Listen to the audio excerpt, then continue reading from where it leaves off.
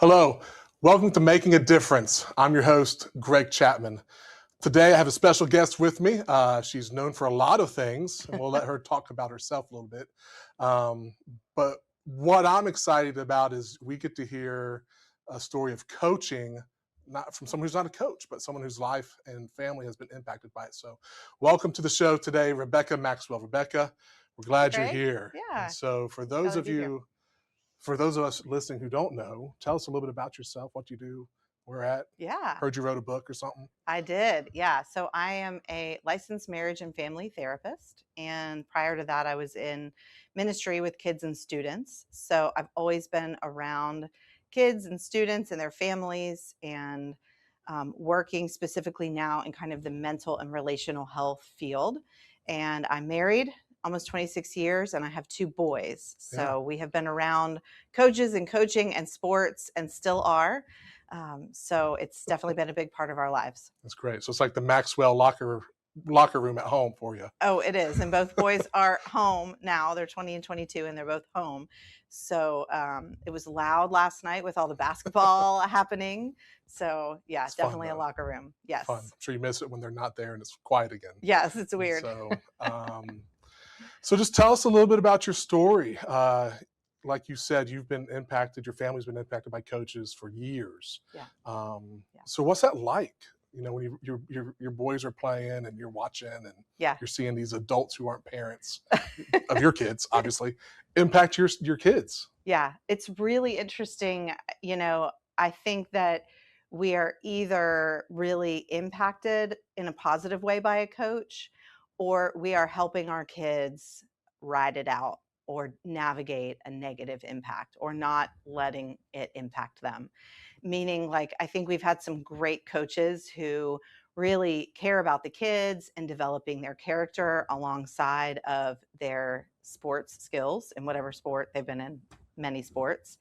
But then there are some coaches that just kind of don't show up in the way that we would hope in terms of character, either their own character or developing the character in the kids.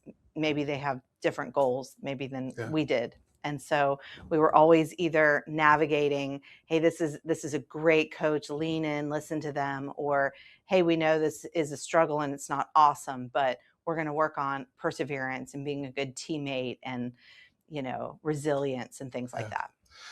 I just with what I do for the Fellowship of Christian Athletes, I tell coaches all the time that it's not their job to parent kids. Yeah. They have parents. Yeah. You've been around long enough to know that some parents are better than others. Yeah.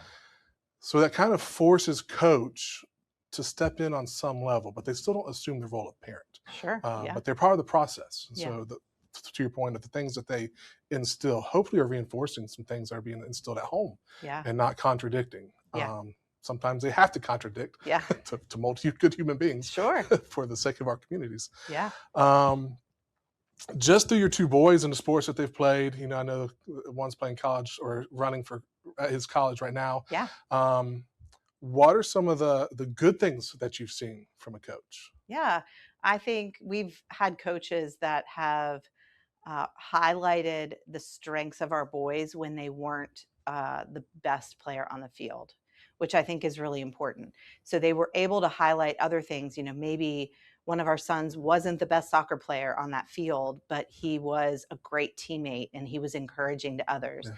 And so to have a coach be able to look at our son and tell him what he was doing well, even if he wasn't maybe the most skilled player, I think is really, really meaningful. I think that helps develop their character and build them up. And then I think sometimes I don't even know how the coaches did it, but they were able just to get the best out of our kids. And where I would have looked at the coaches and been like, oh, I don't know if they're the best, but our kids would say they got the most out of me. Yeah. And so it's an interesting thing that you do because no 2 coaches are alike and no 2 players are alike. So they're always going to get something different out of these kids. Yeah.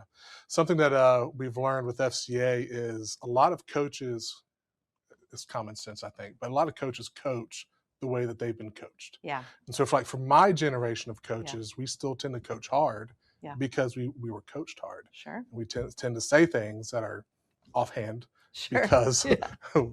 Lord knows what we've been told when we were at the same age. Yeah. And Oh, so yeah. it doesn't excuse it, doesn't make it Yeah. right. It's just a reality of how generations impact generations. And Totally. so the flip side of that, you've seen the ugly in sport too when it comes to coaching. Sure.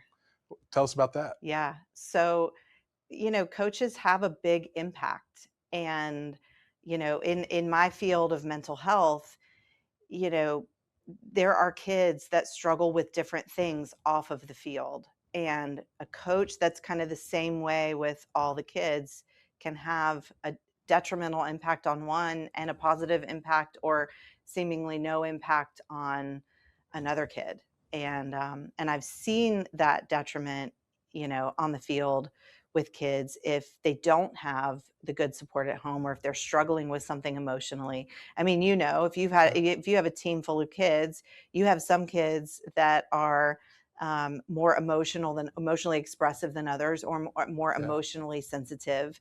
And so one coach can have a great impact on that, and another coach can have a detrimental one and almost make the problem worse just in Yeah. their approach. So I don't envy coaches at all because, just sitting back as a parent watching that, I just kind of wonder, gosh, how do they manage, Yeah. each kid differently?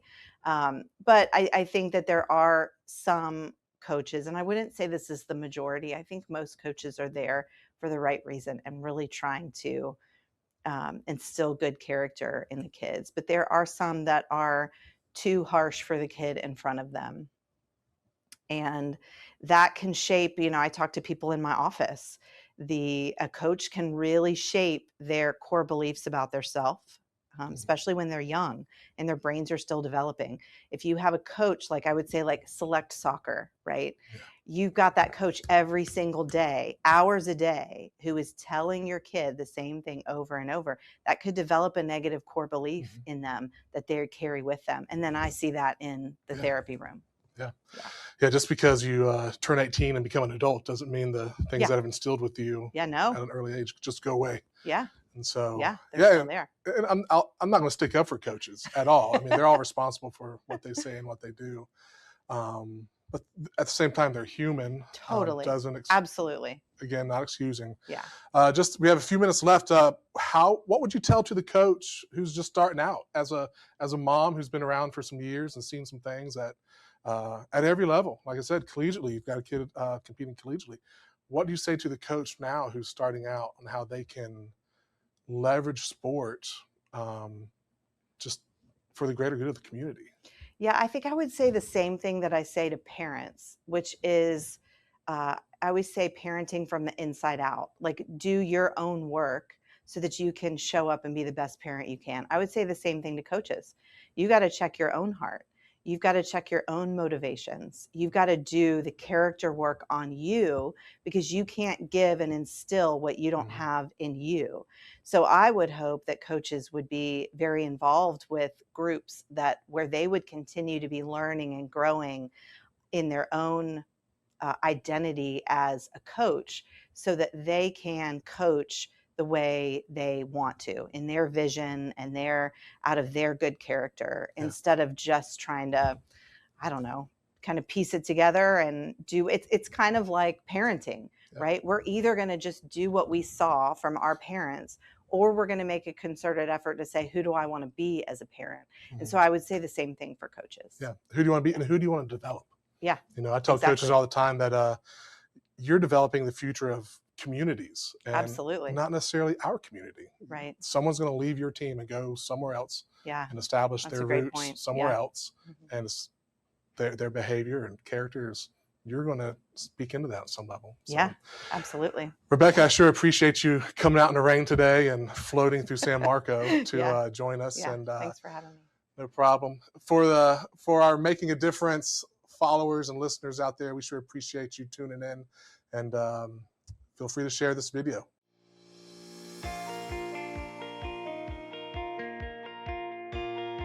Foodies Care is a nonprofit organization here started in Jacksonville, Florida. Our mission is to support other nonprofits realize and carry out their missions. We're trying to simplify that process to have a local body that's here on the ground that says, listen, we're going to work with you, we're going to partner with you, we're going to give you the resources that you need to be able to do the work that is needed in this community.